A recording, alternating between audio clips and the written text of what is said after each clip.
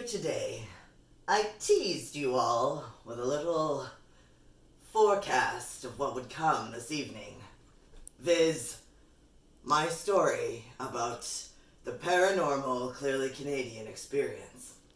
So, I was on the way home with my beloved wife the other evening.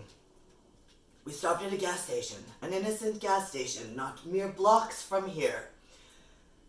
What did I see as I staggered through the gas station, high on mushrooms and life? But a clearly Canadian, this classic soft drink, which I had not seen in well on decades of time, since I used to drink them very freely in my youth. So, nothing would do, but I had to buy it. And got it home. It tastes as good as it always did, folks. This is the cherry flavor. Not even my favorite flavor. There was a berry I liked, but this is good. The reason I was so staggered by the sight of this innocent bottle is not just because this is a tasty drink like no other, in which, being newly sober, I am really on the hunt for tasty, non-alcoholic things.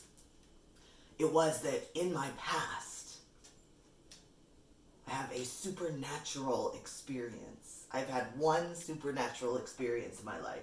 Well, I've had more. This was a formative one.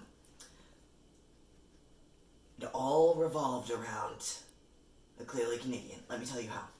Years ago, I attended a family reunion with a lot of my extended family in Saskatchewan at some lake, the name of which I can't remember, but I was a young pre-teen, and a lot of my cousins were also in the pre-teen, teenager range, when the estrogen was just like, rah, right? So, family reunion, and they put all of us little estrogen children in one cabin, so that the grown-ups at this family reunion getaway thing could be off in their cabins, with no kids bothering them. So, the result, you got, a bunch of 11 to 14-year-olds all crammed into one little cabin out in the middle of nowhere. And, the events unfold thusly. So, the adults are all outside. They're doing a bonfire thing. They're all drinking, partying. That's all great. Bunch of kids all in our cabin. And we are hopped up on cases and cases of clearly Canadian, which is what the grown-ups just put out for us to drink. I remember just assorted bottles just flowing in and out of the cabin. I must have drank at least 5 of these fucking things myself. And I don't really know what the sugar content is, but a lot. So we were nearly hysterical. It's late, it's way past our bedtime. No one's checking on us because they're all enjoying themselves. So my oldest cousin at the time, Rochelle, who was probably, 14 or something, decided that the very thing would be to tell us all the plot of Stephen King's It. So, there we are in the cabin, completely out of our minds high on sugar, and Rochelle decides to tell us the scariest fucking story I've ever heard about this clown who, not coincidentally, I really, really love Stephen King's It, my beloved Pennywise, but at the time, I was absolutely terrified. We all were. We were fucking terrified by this story. The hotness of Pennywise was not described to me at all. So, as things do, our conversation flowed all along the theme of very scary things. We're telling ghost stories, and we're guzzling clearly Canadian, just guzzling it and fucking injecting it, and we're getting more and more scared and hysterical and worked up, and it's dark in the cabin and it's getting quieter outside, and I am the only kid on the bottom bunk. So all of my fucking cousins have all claimed all of the top bunks in this little cabin. I'm on the bottom bunk. So I'm alone down here, and there's the door right over there. I'm obviously as far as I can humanly get from it, but I know that outside the world is packed with fucking clowns and demons, and they're gonna come through the door any second. I'm shivering with fear. I'm out of my mind on Clearly Canadian. So, my cousin Rochelle says to me, "Oh, hey, Draco." She didn't call me Draco. She called me my birth name. Whatever. You don't need to know what that is.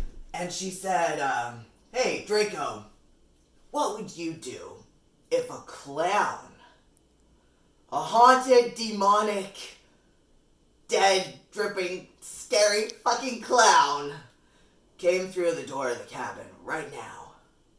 Of course, she's asking this from the safety of her upper level bunk. I'm down here alone. Under each bunk is pitch black. It is so scary in this fucking cabin. And, I, trying to be devil-may-care and cavalier. Now, let me just explain to you. There is a table surface just here beside me, beside my bed, where all of our debauchery of just bottles and bottles of Clearly Canadian are sitting. And there's an empty bottle sitting upright just like so, quite near me. So, trying to be cavalier and devil-may-care, I say to my cousin, "Oh, well, I suppose I would offer him a sip of my Clearly Canadian." There was not a breath of wind in this cabin, and no one moved. I did not move my hand toward the bottles of Clearly Canadian. No one else moved at all.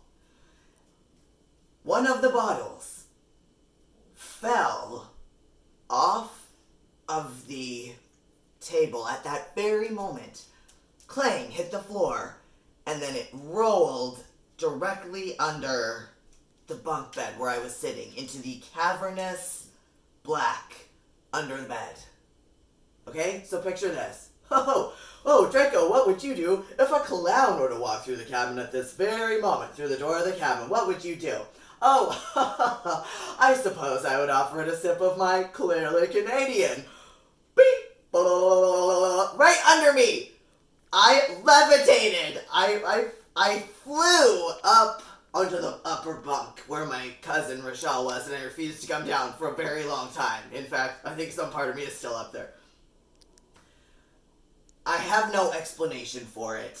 I knew in that moment, as surely as I knew anything, that a clown, a murderous demon devil clown, was under the bed and had taken what I said as an invitation to help himself to a sip of my Clearly Canadian, which it was. So, yeah.